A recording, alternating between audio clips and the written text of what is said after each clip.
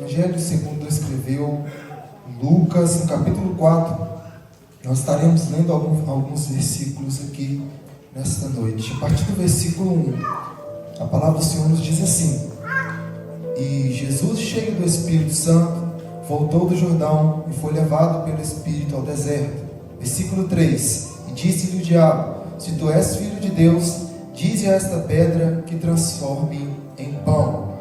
E Jesus respondeu dizendo: Está escrito que nem só de pão viverá o homem, mas de toda a palavra de Deus. Versículo 7: Portanto, se tu me adorares, tudo será teu. E Jesus respondendo disse-lhe: Vai-te, Satanás, porque está escrito: Adorarás o Senhor teu Deus, e só a Ele servirás. Versículo de número 10: Porque está escrito: Mandará teus anjos acerca de ti, que te guardem e que te sustentem nas tuas mãos, para que nunca tropeces com teu pé em pedra alguma. E Jesus respondendo disse-lhe: Dito está, não tentarás ao Senhor teu Deus. E acabando o diabo toda a tentação, ausentou-se dele por algum tempo. Os irmãos podem estar se assentando em nome de Jesus. Amados irmãos, estamos aqui no capítulo 4, a identificação que nós temos pela divisão da Bíblia, quando Lucas vai trazer à tona o assunto da tentação de Jesus no deserto. Nós vamos identificar essa tentação no capítulo 4 de Mateus também, e também no capítulo 1 de Marcos. Marcos vai ser um pouco menos extenso em suas palavras, apenas 2 versículos falando sobre a tentação de Jesus. Nós temos Mateus falando em 11 versículos sobre essa tentação, e nós temos Lucas sendo um pouco mais detalhista em relação a essa tentação, nesses 13 versículos que nós acabamos de ler aqui, alguns desses versículos.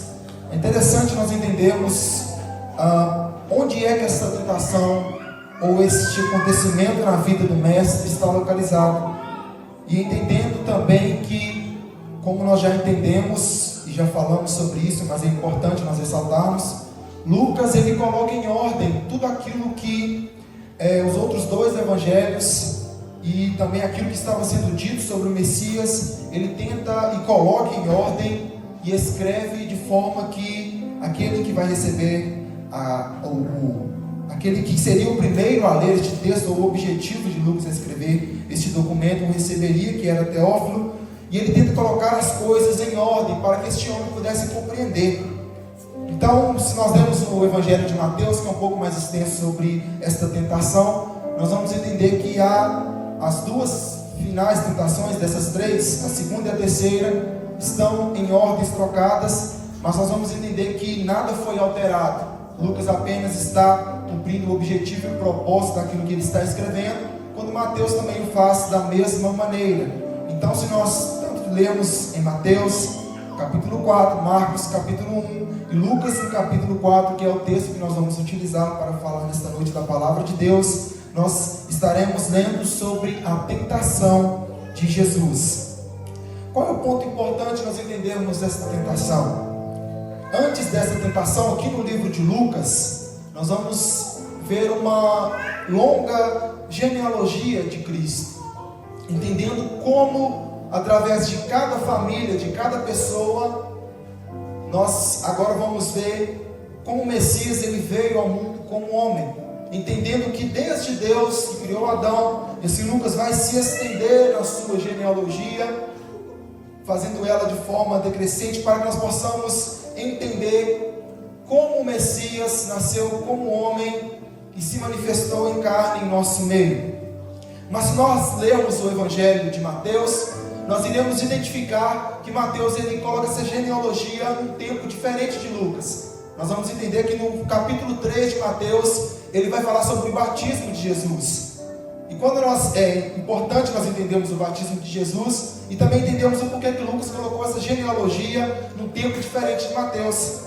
Mateus ele vai mostrar quando Jesus ele vai ao encontro de João Batista, e assim Jesus é batizado, e Jesus agora é visto sobre Jesus o Espírito Santo em forma corpórea de uma pomba, e uma voz que vem do céu. Nós entendemos isso no último versículo do capítulo 3 de Mateus, que diz: Este é o meu filho amado, em quem me compraz, ou em quem eu encontro prazer, ou tenho prazer.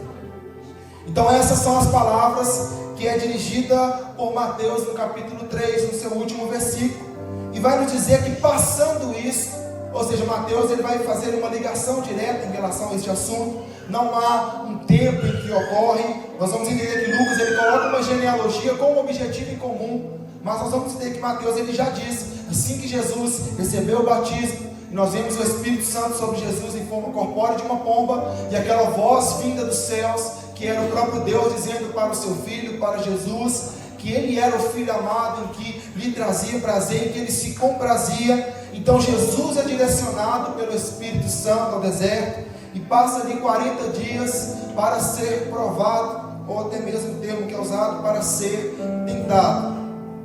Mas para que nós possamos entender a profundidade deste texto, nós temos que já entender desde agora que isso aqui não é apenas um fato narrado. Lucas apenas não está narrando um fato. Sim, é um dos objetivos de Lucas, mas nós temos que entender que tudo que nós lemos, tudo que foi escrito para a nossa edificação, foi escrito para o nosso ensino.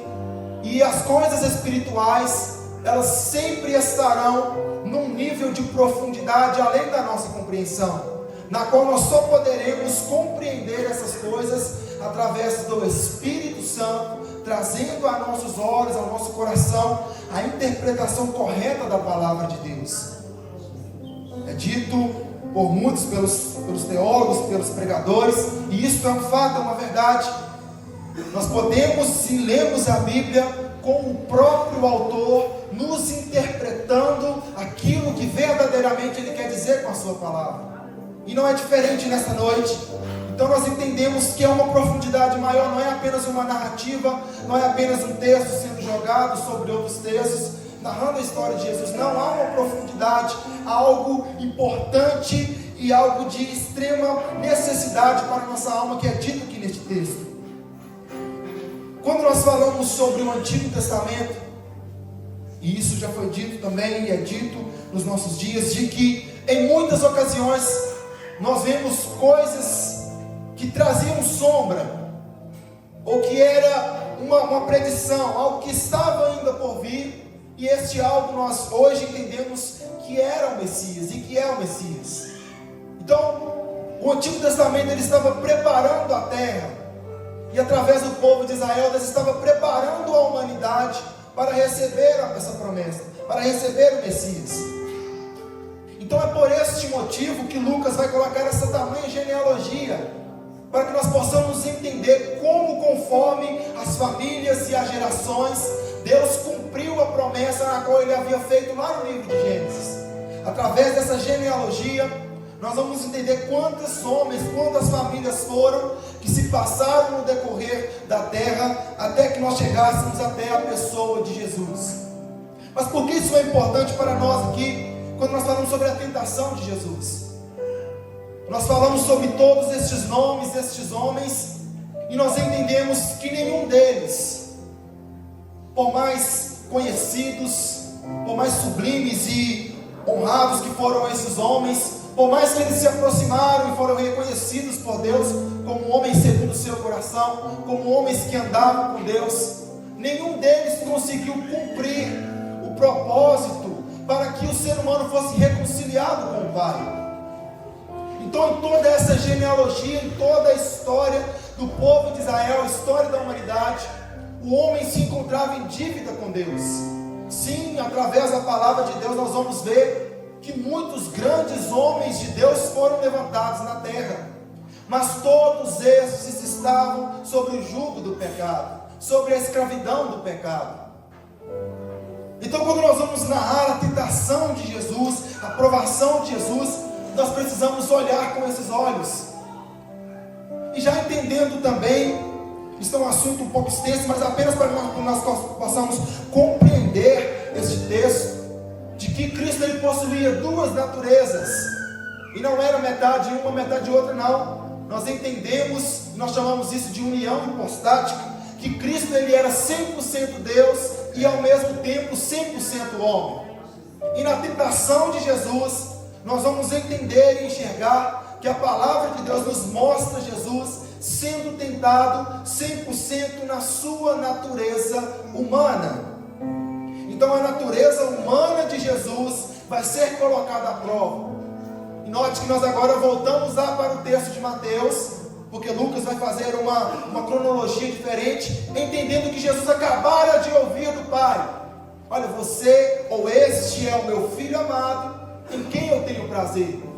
Então nós estamos vendo aos olhos dos judeus, aos olhos daqueles que estavam vendo Jesus sendo batizados, um homem que ainda eles não haviam compreendido, os olhos deles ainda não haviam sido abertos de que aquele homem era o Messias. Agora, ouvindo do céu uma voz dizendo que aquele era o Messias, aquele era o homem que cumpriria, aquele que nós estávamos aguardando, aquele era o Filho de Deus em que Deus tinha prazer.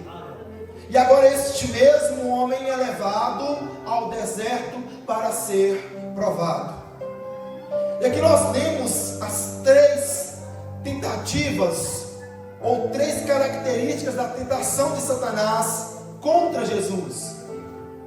E nós temos que entender, primeiramente, nós já estamos agora preparados, entendendo que a natureza física e humana de Jesus, na sua completude, 100% homem, estava sendo provado agora aqui no deserto, sendo conduzido Jesus pelo próprio Espírito Santo.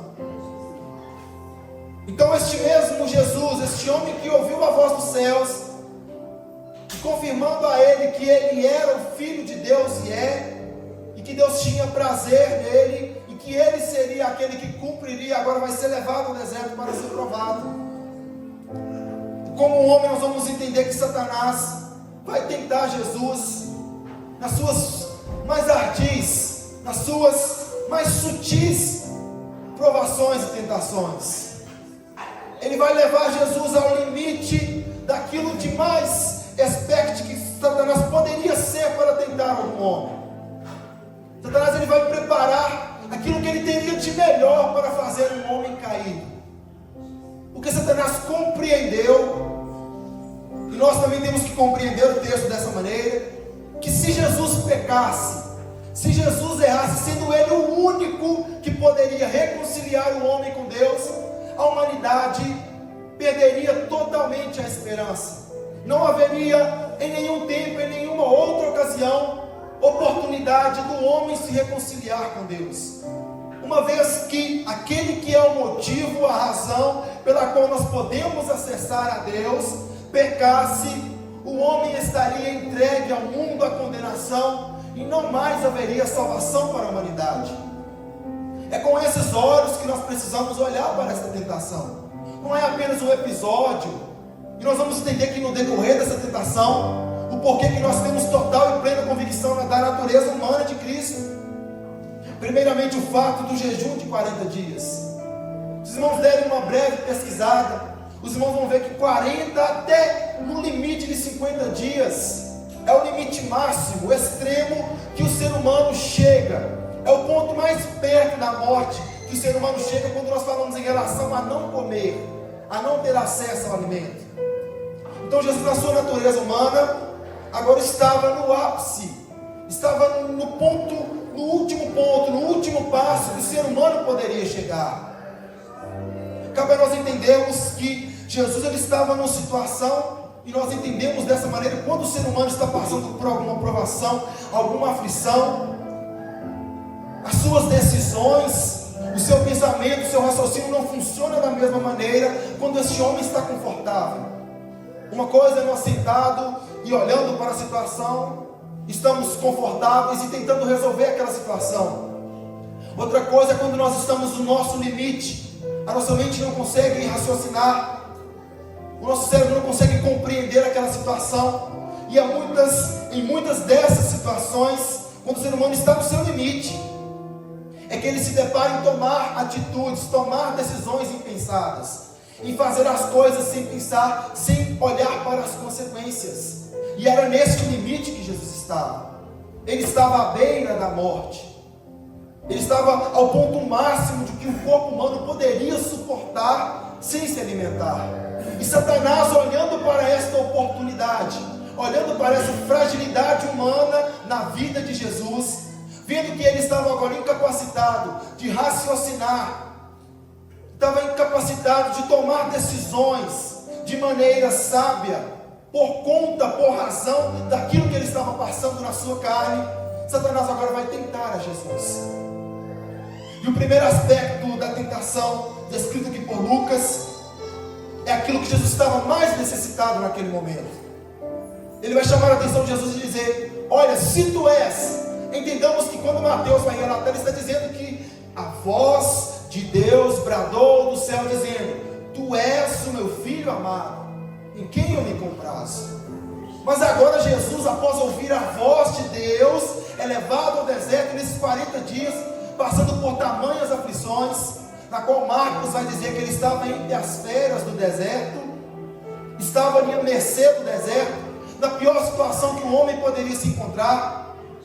Jesus agora é tentado naquilo que ele mais tinha necessidade naquele momento. Uma das coisas que resolveria o problema de Jesus naquele momento era o alimento.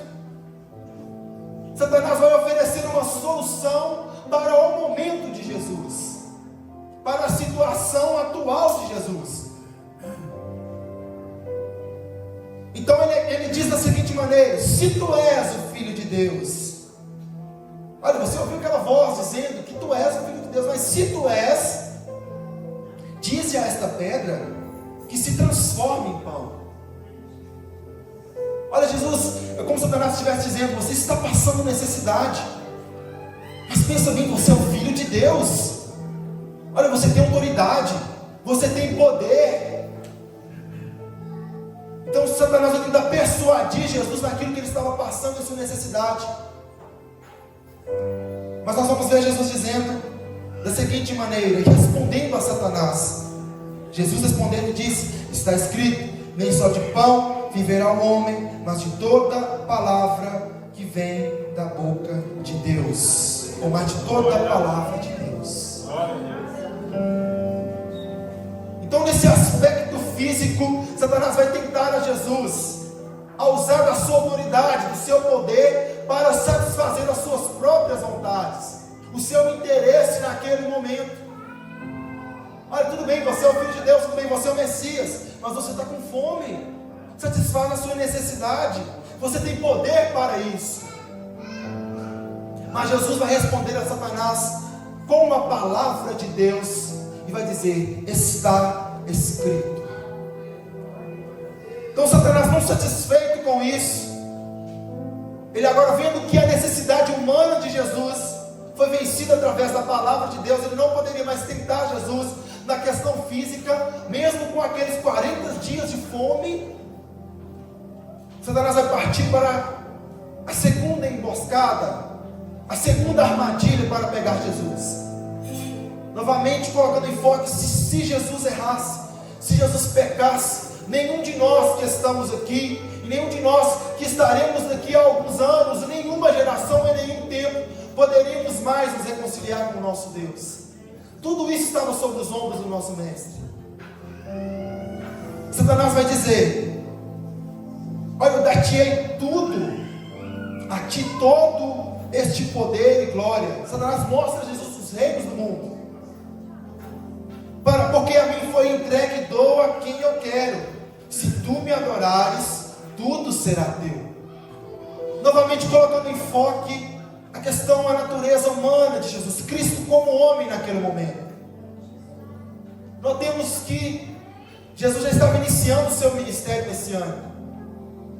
Então, para alguém que está iniciando o ministério, é interessante o status, é interessante o reconhecimento, é interessante o poder, quanto mais a todos os reinos do mundo.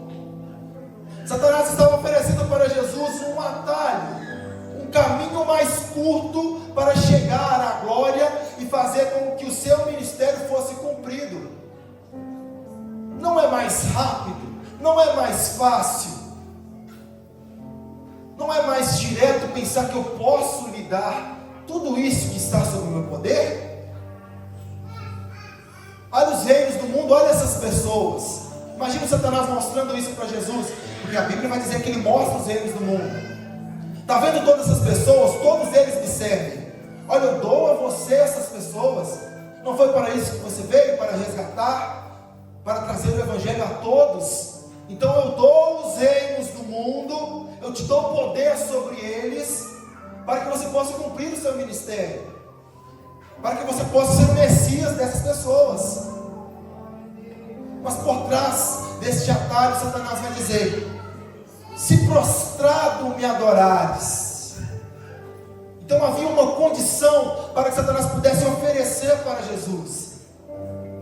Nós entendemos nós que sim, Satanás, ele tem uma certa autoridade, mas tudo debaixo das mãos potentes do nosso Deus. Não há nada que o nosso adversário possa fazer, possa falar, possa tocar, se não for por permissão do nosso Deus. Então havia uma mentira encoberta. Ele não pode dar nada que não é dele. Assim que o mundo está sob o seu domínio, mas com a permissão de Deus. Mas o foco de Satanás era fazer com que Jesus pecasse e desejasse o atalho, o caminho mais curto para chegar, para cumprir a sua missão. Mas Jesus vai responder novamente a Satanás através da palavra de Deus. Vai-te, Satanás, porque está escrito: adorarás o Senhor teu Deus e somente a Ele servirás. Então, através da palavra de Deus, Jesus naquela situação tão frágil, e de que sim, se nós olharmos com o olho humano, a oferta ela era indispensável. Satanás estava dizendo: olha, você está 40 dias pagando preço, jejuando, sofrendo nesse deserto, com apenas um se prostrar e adorar, eu te dou os mundos, te dou os reinos. É só me prostrar, é só me adorar. Para que passar pela prova? Para que passar pelo deserto? Para que passar pelo caminho de sangue, de cruz, de lágrimas? Eu te dou aquilo que você está buscando. É só me adorar. Mas Cristo estava fundamentado na palavra de Deus. E a última tentação, agora para derrubar e acabar de vez com Jesus, vendo que nem a questão física, nem a questão do ministério e da missão que Cristo veio cumprir o levou a desejar as coisas deste mundo, Satanás vai tentar de uma última vez, nesta ocasião, fazer com que Jesus pecasse, fazer com que o plano maravilhoso de Deus fosse destruído, tivesse um fim trágico. Irmãos, imaginemos nós, se o nosso mestre tivesse falhado. Logicamente é fora de questão, nós entendemos isso, mas nós entendemos que Cristo estava como homem, como nós estamos. Em tudo ele foi tentado. Jesus, e agora Satanás vai dizer, a partir do versículo 10, porque está escrito. Agora Satanás vai apelar para a palavra de Deus. E aqui que vai o maior perigo para nós.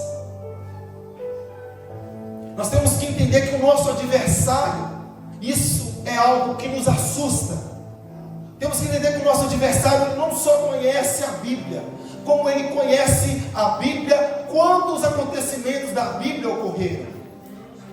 Ele não só conhece a história de Jó, ele estava presente na história de Jó. Ele não só conhece a história de Moisés, ele estava presente na história de Moisés. Ele não só conhece a igreja primitiva, ele estava com todas as artimanhas e ardis tentando destruir a igreja primitiva. Então nós temos que entender que o nosso adversário, ele conhece e manuseia a palavra e a história de uma maneira formidável. Mas ele a conhece segundo os seus próprios interesses. E ele tenta a todo momento, em toda situação e circunstância, fazer com que esta verdade seja transformada de alguma maneira em uma mentira. Isso nós temos um nome que se chama heresia. É quando uma mentira de forma sutil, ela tem por base uma verdade que nós conhecemos. E Satanás vai usar desta artimanha. Ele olha, Jesus citou a Bíblia 2 vezes, então eu vou usar uma palavra para fazer com que ele peque. E ele vai citar o Salmo 91. Ele vai dizer, porque está escrito. Os irmãos leem no versículo 11 do Salmo 91, os irmãos vão ver esta passagem. Mandará os seus anjos acerca de ti, que te guardam, e que te sustenham nas mãos, para que nunca tropeces com o teu pé em pedra alguma. Então ele está dizendo, olha, está escrito, que se você for provado, que se você for colocado em alguma tentação, em algum perigo, Deus dará ordem aos seus anjos para que te guardem. E de fato está escrito isso. Mas Jesus é levado ao pináculo do templo, ou seja, no local mais alto do templo, e é convidado a se jogar. Se está escrito que Deus irá nos proteger e dará ordem aos anjos para que nos guardem, então de fato Deus tem que zelar pela sua palavra para cumprir isso. Era isso que Satanás estava dizendo para Jesus. Olha a sutileza. Ele estava colocando à prova o amor e o cuidado do nosso Deus. Se está escrito que Ele guarda, que Ele protege e que Ele envia os seus anjos para te proteger, então pule e me mostre que verdadeiramente a palavra de Deus é verdade. Então prove para mim de que os anjos vão mesmo te guardar. Jesus novamente vai responder a Satanás através da palavra de Deus. E Jesus respondendo disse: dito está, não tentarás o Senhor teu Deus. Então novamente Jesus vai responder aquela sutileza de Satanás através da palavra, para fazer com que Jesus pecasse e tentasse a Deus. Mas novamente Jesus vai usar da palavra. E todos esses textos nós encontramos em Deuteronômio capítulo 6 e Deuteronômio capítulo 8, na qual Jesus usa desses textos para responder a Satanás. E no versículo 3 diz assim: e acabando o diabo toda a tentação, ausentou-se dele por algum tempo. Mas o que nós aprendemos e entendemos através destas passagens? O primeiro ponto é nós entendermos de que Cristo, Ele é o modelo, Ele é o exemplo, Ele é o alvo, Ele é quem nós devemos olhar para espelhar a nossa vida. Nesta tentação estava o destino de toda a humanidade, de todos os homens, da reconciliação do homem para com Deus. Nós temos que entender que a Bíblia diz que Cristo, Ele possui as mesmas características, ou é identificado também como um Adão. Porque Adão foi alguém criado por Deus, feito por Deus. No caso de Adão, criado. Cristo não foi criado, Ele sempre existiu. Para cumprir os propósitos, glorificar o nome de Deus. E através de Adão e de Eva, a semente, ela fosse germinada e criasse assim uma inteira nação em contato para com Deus. Mas no jardim, Satanás, este mesmo que está tentando Jesus, a antiga serpente, na qual a Bíblia vai identificá-lo desta maneira, tentou aqueles que eram nossos pais, Adão e Eva. Mas nesta ocasião eles cederam à tentação. E novamente Satanás vai usar a própria palavra de Deus para tentar o homem. E o resultado foi que a morte agora passou a todos os homens por conta da desobediência, por conta do pecado. Mas Cristo agora vai nos dar, através deste texto, nós podemos absorver para nós o exemplo de como nós podemos vencer o nosso adversário. Se nós lemos a carta que Paulo vai escrever aos Efésios, capítulo 6, no versículo 11, nós vamos entender que o nosso adversário, ele está a todo tempo, uma batalha espiritual acontecendo. Ele sim é invisível aos nossos olhos, mas isso não significa de que essa batalha não está acontecendo. Neste momento nós não estamos vendo, mas há uma batalha sendo travada continuamente, a todo tempo, do nosso adversário, tentando fazer com que nós pecarmos contra o nosso Deus, E assim que nós sejamos afastados, retirados da presença do nosso Deus.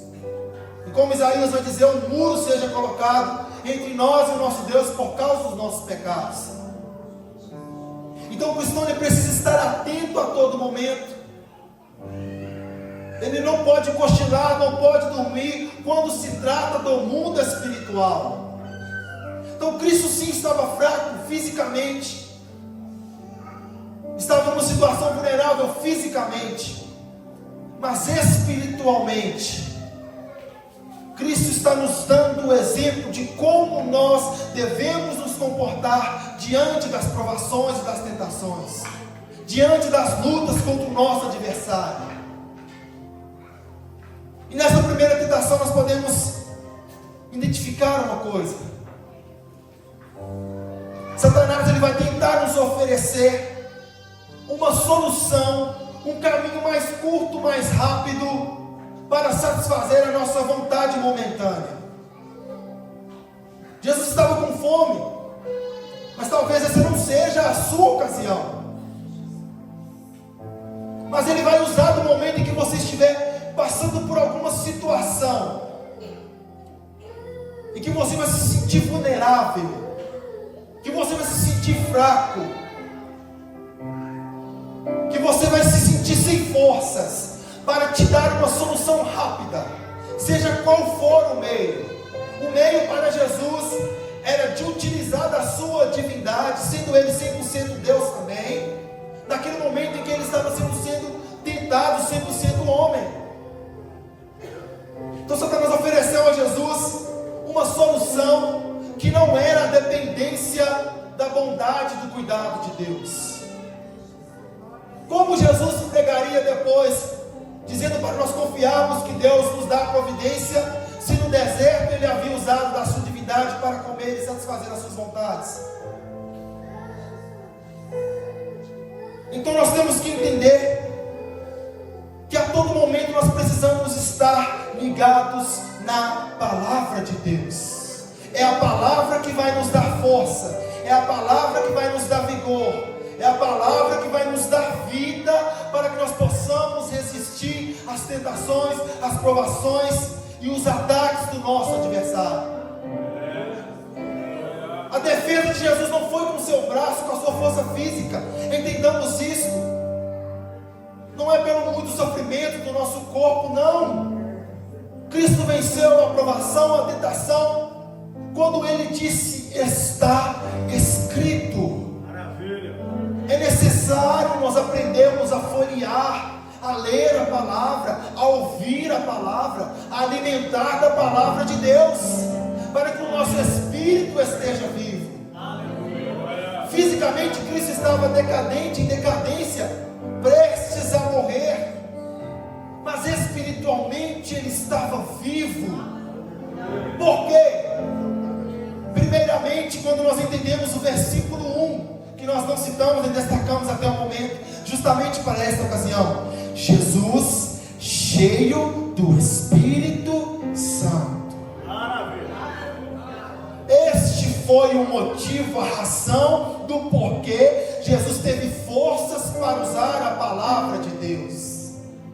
O Espírito Santo, dando a ele força para vencer a provação, a tentação, mesmo quando ele estava fraco. A segunda tentação é aquilo que nós temos visto no nosso mundo de maneira escancarada. Eu me sinto triste quando eu olho para as pessoas trocando a salvação, trocando a glória que nós teremos. Nós cantamos aqui, ele virá. Nós temos apenas que aguardar com fé, com perseverança. Mas Satanás ele quer trazer um caminho mais curto, um caminho que chama a atenção dos nossos olhos. Qual é esse caminho? A glória, a honra, a fama, o status, os seguidores, o prestígio, as pessoas olhando para nós e dizendo: olha quem está passando, olha como ele se veste, olha como ele é. Então Satanás quer vender uma glória rápida, uma glória passageira, para nos enganar e fazer com que nós não possamos olhar para aquilo que está por vir. Os irmãos forma literal, mas há um ensino neste livro. A Bíblia diz que o céu ele é feito de ruas de ouro. Sabe o que é ruas? Para que serve uma rua? Para pisar, para passar. Aquilo que nós temos de mais precioso, que os homens enganam, matam, corrompem, mentem para conquistar neste mundo, que é o dinheiro, que é o ouro, que é o status. Para o lugar que nós estamos indo vai ser o que vai ser estrado para nós pisarmos. Então não podemos de maneira nenhuma vender aquilo que está por vir pelas ofertas passageiras do nosso adversário neste mundo. Tudo que ele pode nos oferecer é apenas passageiro, é apenas para nos cegar, para tampar os nossos olhos acerca de tudo que nós vamos contemplar e viver na eternidade com o nosso Pai. E a última tentação é quando Satanás vai nos convidar a colocar o nosso Deus à prova. E esta, citada por Mateus em segundo lugar, mas por Lucas no terceiro lugar, é uma tentação que nós temos que tomar bastante cuidado. Por quê? Porque o nosso adversário ele vai usar da palavra de Deus para nos fazer pecar. Não vai ser algo escandaloso, não vai ser algo que vai nos chamar e nós vamos ver, não, isso aqui está contra a palavra de Deus. Não! Ele usou a própria palavra. E sim, os anjos vão proteger, vão dar ordem, vão receber a ordem de Deus para nos proteger. Sim, o nosso Deus nos guarda. Sim, Ele nos guarda. Mas também está escrito: não tentarás o Senhor teu Deus. É verdade. Então nós temos que tomar bastante cuidado com o texto, fora de contexto, com ensinos isolados, com uma ideia humana sendo colocada usando por base a palavra de Deus. Se Deus vai nos guardar, sim, nós temos plena e total certeza disso. Mas não vai ser tentando ao nosso Deus para confirmarmos se Ele vai nos guardar. E quantas vezes, situações que nós fazemos isso, não é se talvez fazemos, nós fazemos, colocamos o nosso Deus à prova. Qualquer coisinha, situaçãozinha que acontece, começamos a questionar. Mas não está escrito, mas a tua palavra não diz, mas não está falando isso. Nós começamos a questionar, a perguntar, colocar o nosso Deus no canto da parede e dizer: não vais fazer, a tua palavra diz que vais fazer. Temos que entender, isso não é papel da igreja, isso é papel do nosso adversário. É ele quem põe Deus contra a parede, é ele que questiona Deus: tu não vai fazer, está escrito que farás. O que nós fazemos? Nós apenas confiamos no nosso Deus. Quando chegar o momento, o tempo de Deus, Ele virá com seu braço forte, com suas mãos, e vai nos resgatar, e vai nos guardar de toda tentação e necessidade. Mas você vai dizer: está doendo, está escrito que eu posso pedir, que eu posso orar. Estou no deserto, estou na prova, estou passando por uma situação que eu não estou encontrando mais respostas. Entenda isso. Cristo nos deu o exemplo de como nós devemos nos comportar. Não coloque o seu Deus à prova, apenas espere, acalme-se. E aqui nós entendemos o porquê que o cristão ele precisa estar a todo tempo com seu coração voltado para a palavra de Deus, e mais importante que isso, cheio do Espírito Santo. Se você tratar as coisas de Deus, as coisas espirituais, e tentar vencê-las apenas com o seu braço, apenas com a sua força, o que vai acontecer é que talvez você não caia nesta provação que Satanás vai oferecer, mas numa outra situação você vai cair. Não é se possível, você vai cair se tentar buscar com as suas próprias forças. É verdade. Aleluia. Qual é o primeiro ponto? Encha-se do Espírito Santo. Busque a presença do Espírito Santo. Deseje a presença do Espírito Santo. Mas Jesus está sendo provado, está com fome, está 40 dias no deserto, está prestes a morrer, mas está cheio do Espírito Santo.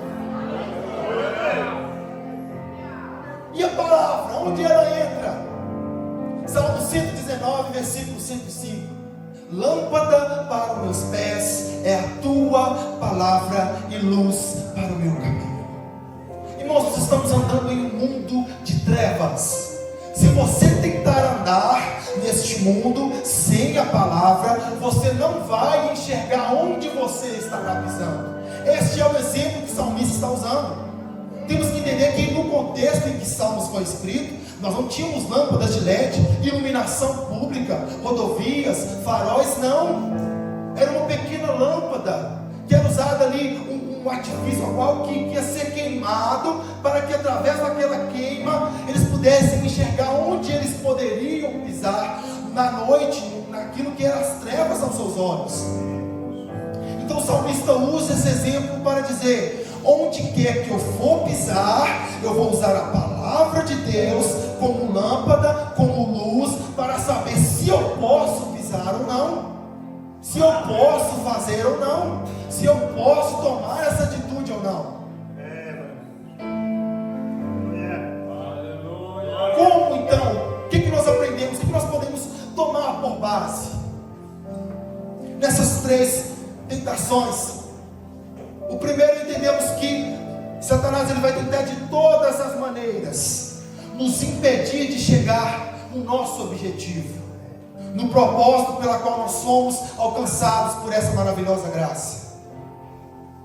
Entendamos que ele não vai desistir.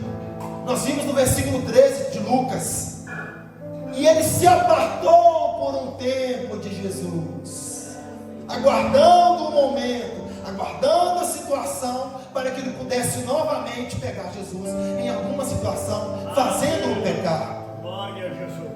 Então sim, nós glorificamos e adoramos ao nosso Deus quando nós vencemos a aprovação através da palavra de Deus e pelo poder do Espírito Santo, mas com nossos olhos atentos, com nossos ouvidos atentos, sabendo que nós estamos em uma batalha, estamos em uma guerra espiritual, e não há tempo para cochilarmos, não há tempo para mornidão, não há tempo para dormir, não há tempo para nos acomodarmos neste mundo. Orando em todo tempo. Cristo ele nos foi exemplo. E quando nós vamos meditar na palavra de Deus, nós já temos a resposta. Ele foi tentado em tudo, mas não pecou. Irmãos, entenda isso. O mesmo Espírito na qual Cristo estava cheio, Ele também, e Ele nos enche nos nossos dias, nos capacitando a continuar, a perseverar na nossa fé.